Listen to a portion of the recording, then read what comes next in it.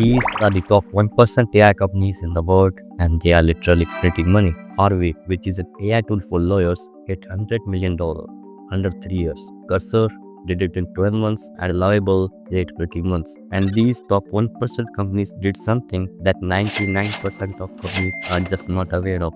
Because these companies have cracked something that 99% of other founders don't even know of it, and that's called the Great Expansion. The idea came from a report by A160.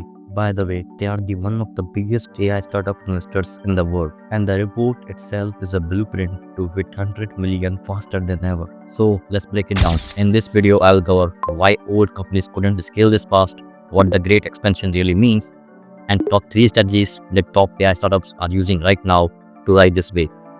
So let's get into it. So why old companies couldn't scale this fast? Before AI fast startups, consumer software companies made money in 2 ways: ads like Instagram or TikTok, and second method is subscriptions like YouTube Premium or Duolingo. But both had a problem: scaling. There is only many hours in a day for ads and only so many users will be willing to pay a flat monthly fee. That's where revenue retention comes in. Imagine this: month 1 you made 10 lakh from 10,000 users. Made 12 if 30 to 40% of them are still paying. Your revenue drops like a rock. Even the best consumer app in the world was stuck at 40% retention. So they had to consistently chase for new users just to stay in. That's why their growth always hit a wall. But then comes AI startups and they change everything. Today, top AI companies are using revenue retention above 100%. That means every customer cohort is not just staying, they are spending more over time. This is what A160 calls the Great Expansion. It's happening because of 2 massive shifts. Number 1, usage-based pricing replacing flat subscriptions. Users pay what they use. When they use more, companies make more. AI tools are spreading inside workplaces fast. People started using tools personally, then bring them into their teams, and suddenly their companies started paying high bills to these AI companies so their employees can use them in their work. That's how growth compounds. At 50% retention, you are running a trade web. At 100% above retention, every consumer becomes a growth engine. So now the real question: how can you take advantage of this? So now let's discuss the hybrid pricing model. Forget flat subscriptions.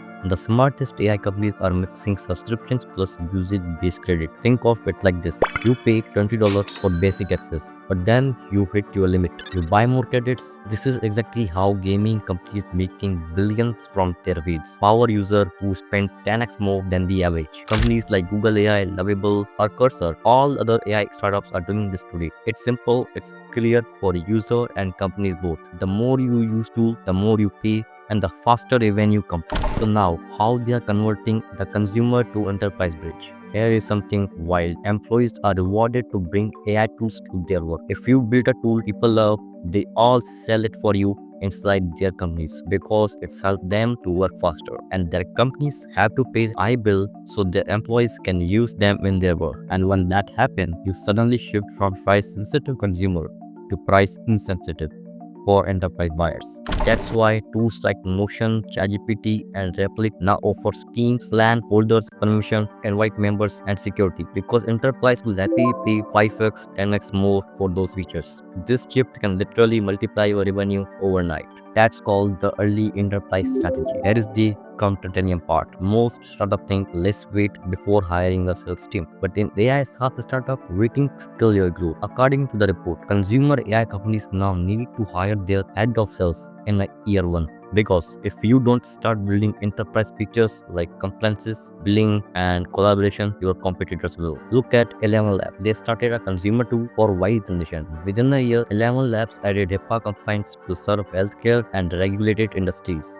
The single move opened a door to massive enterprise contracts. This is the core difference between top 1% AI companies and everyone else. They are not just growing, they are compounding, they are mastering the Great Expansion. And that's what letting them to hit 100 millions in months, not decades. Now, the question for you: are you building expansion or replacement? Because in this AI era, standing is still in the same as falling behind. The right time to build is right now. The only question left: will you ship your product fast enough with proven strategies? And I hope you like this documentary. If you like that, make sure to subscribe, watch back for more AI plus business stories like this.